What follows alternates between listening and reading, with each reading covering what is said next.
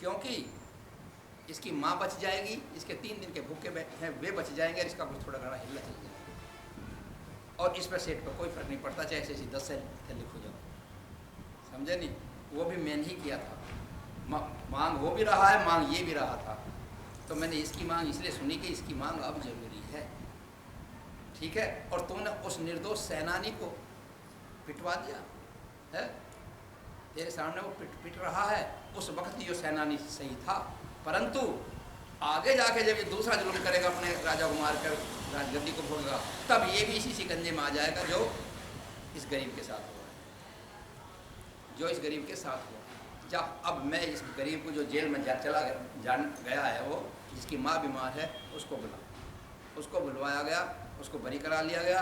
और बरी करा करके भगवान ने अपने खजाने में से माया से कहा, माया तुम कुछ दिन के लिए इसके घर चली जाओ और इसकी माँ को बचाओ, इसके दान पुण्य सब इसको मिलता रहेगा, तो उसका घर को आजाद करेगा। तो अब कहते हैं शिव जी महाराज, अरे भगत देख लिया हम कितने सुखी हैं और कितने दुखी हैं, हम कितने सुखी और कितने दुखी हैं। हम रात दिन नींद नहीं आती, कभी कभी ऐसे शिष्यों के, ऐसे भक्तों के मेरे सामने फैसले आ जाते हैं जिनके निर्णय में मुझे भी कई दिन लग जाते हैं।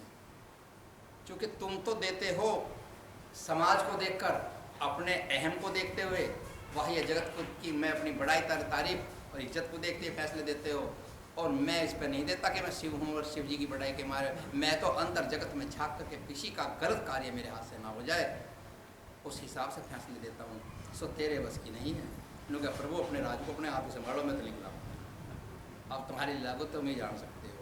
तो कहने का मतलब ये है, जो भी कुछ होता है वो अच्छा ही होता है। यदि जेब से पैसे खुए तो वो भी अच्छा ही हुआ था, है ना। सेठ की जेब में से जो पैसे गिरे थे वो भी अच्छा ही हुआ था। प्रकृति में जो भी कुछ परमात्मा करते हैं उसमें कहीं कोई गलती नहीं होती, हमारे ही किए हुए कर्मों का दंड हमारे सामने आता है।